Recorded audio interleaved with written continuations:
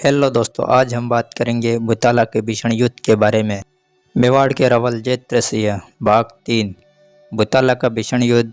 जब मेवाड़ के रावल जयद्रथ ने रोके इल्तुतमिश के कदम।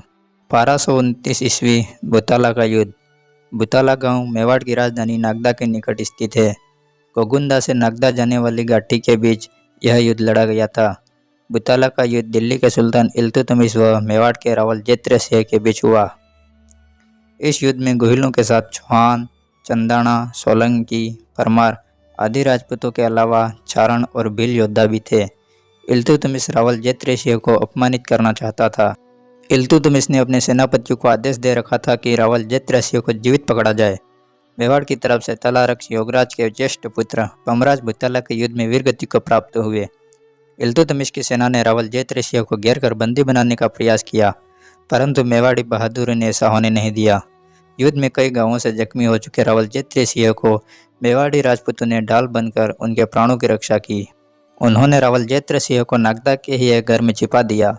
इल्तुतमिश ने अपने सैनिकों से नागदा के हर एक घर की तलाशी ली, लेकिन सभी घर सुनसान मिले।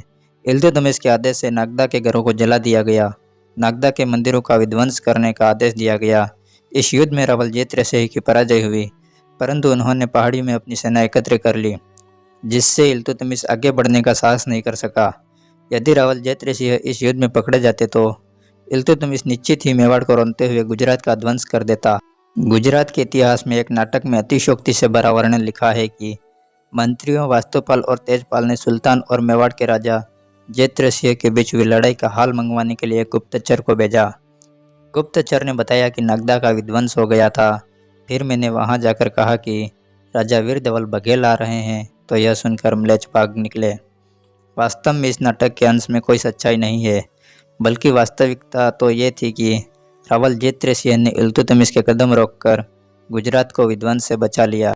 इल्तुतमिश इससे पहले रणथंभौर, मंडोर, अजमेर जैसे सामरिक महत्व के किले अपने अधीन कर चुका था, तो भला नागदा विध्वंस करने के बाद आगे बढ़े बिना वह अधिकार किए बिना लौट जाना उसकी फितरत में कैसे होता।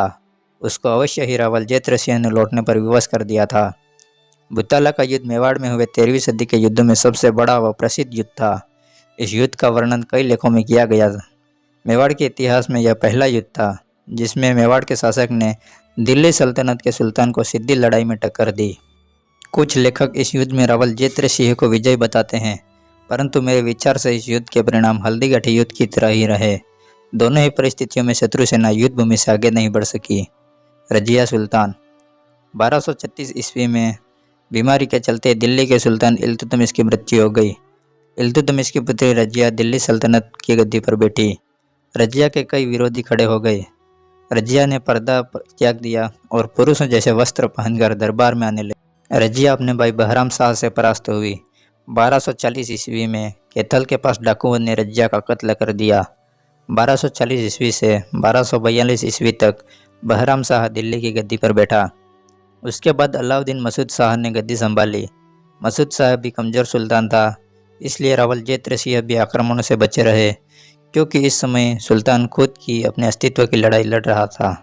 1242 ईस्वी से 1243 ईस्वी गुजरात के राजा त्रिभुवनपाल सोलंकी से लड़ाई।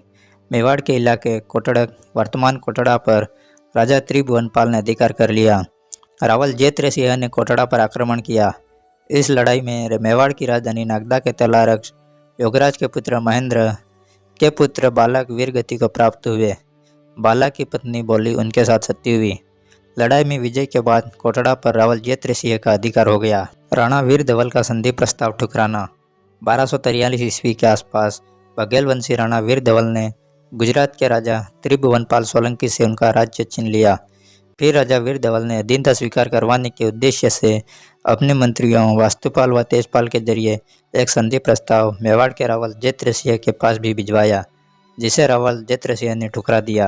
राणा वीरधवल का कृपा पात्र जय सिंह सूरी अपने द्वारा लिखित नाटक हमीर मर्मर्दन में वीरधवल से कहलाता है कि जयद्रथ के अभिमान को तो देखो, वह अपने शत्रु राजाओं की उम्र की सांसों को पी रहा है।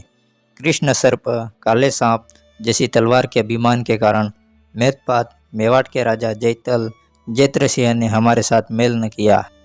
नासिरुद्दीन मोहम्मद। अलाउद्दीन मसूद शाह के बाद 1246 ईस्वी में नासिरुद्दीन मोहम्मद ने दिल्ली सल्तनत का तख्त संभाला। ये इल्तुतमिश का बेटा था। नासिरुद्दीन नाम मात्र का सुल्तान था। इस वक्त सल्तनत की वास्तविक सत्ता बलबन के हाथों में थी। रावल जैत्रसिंह का देहांत। 40 वर्षों के लंबे व गौरवशाली शासनकाल के बाद 1253 ईस्वी में रावल जैत्रसिंह का देहांत हुआ। रावल जैत्रसिंह के पुत्र रावल तेज सिंह हुए, जो कि मेवाड़ के अगले शासक बने।